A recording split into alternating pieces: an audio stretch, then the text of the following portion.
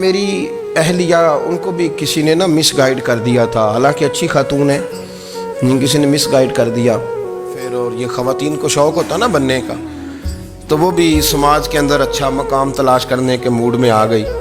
تو کہیں ایک دن جانا تھا تو بڑی بن سنور کے میرے ساتھ وہ گاڑی میں بیٹھ گئی۔ تو میں گاڑی میں، عورتوں کو یہ بھی مسئلہ ہوتا ہے نا کہ ہماری تعریف کرو، تو کئی دفعہ بعد مردوں بیچاروں کو جھوٹ بولنا پڑتا ہے، تو زبردستی کراتی ہے نا جی۔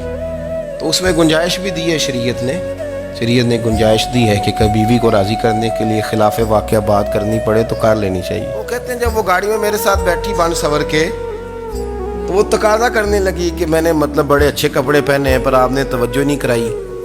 وہ سیاںا بندہ تھا، وہ چاہ رہا تھا کہ میری خاتون سمجھ جائیں۔ وہ کہتے ہیں مجھے پتا تھا کہ بیچاری مس گائیڈ ہو گئی ہے، دل کی بڑی اچھی ہے، سیاਣੀ ہے، لیکن اس کو کچھ خواتین نے، کچھ لوگوں نے مل کے اس کو ذہن غلط کر دیا ہے کہ سماج میں نکلو، باہر جاؤ، کام کرو، فلاں کرو، اپنی مرضی سے جیو۔ تو میرے ساتھ گاڑی میں بیٹھی کہیں جانے کے لیے، تو مجھ سے کہنے لگی کہ آپ نے میری طرف توجہ ہی نہیں کی، آپ نے کوئی ذکر ہی نہیں کیا کہ میں کیسی لگ رہی ہوں۔ تو وہ کہتے ہیں میں نے اسے کہا کہ اگر تو ناراض نہ ہو تو پھر میں صحیح والی تعریف کر دوں۔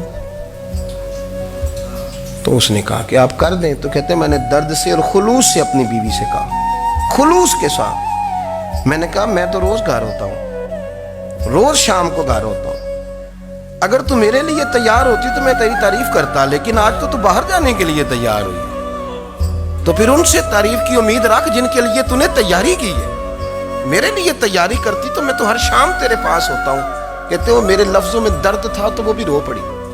وہ کہنے لگی آپ گاڑی روک دیں، مجھے باہر جا کے کسی کو راضی نہیں کرنا، میں نے اسے راضی کرنا ہے جس کو رب کریم نے میرا شوہر بنایا اور میرے لیے منتخب کیا ہے، میرے ماں باپ کو۔ میں واپس لوٹتی ہوں۔